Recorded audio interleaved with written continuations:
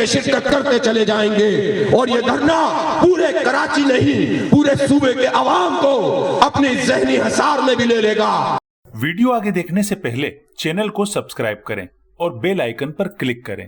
کالا قانون واپس لینے تک دھرنا جاری رہے گا۔ کراچی میں رہنے والے تمام طبقہ فکر سے وابستہ افراد سے اپیل کرتے ہیں کہ دھرنے میں پہنچیں۔ وزیر اعظم عمران خان سے سوال کرتے ہیں کہ وہ بتائیں کہ جاگیرداروں اور وڈیروں پر ٹیکس کیوں نہیں لگایا جاتا۔ ان خیالات کا اظہار امیر جماعت اسلامی کراچی نے سندھ حکومت کے بلدیاتی ترمیمی بل اور منی بجٹ سمیت عوامی مسائل کے حل کے لیے سندھ اسمبلی پر دھرنے کے آغاز کے موقع پر خطاب کرتے ہوئے کیا۔ حافظ نعیم الرحمان نے مزید کہا کہ پیپلز پارٹی نے جعلی طریقوں سے بلدیاتی محکموں پر قبضہ کر لیا ہے، جس کے خلاف ہر سطح پر آواز بلند کریں گے۔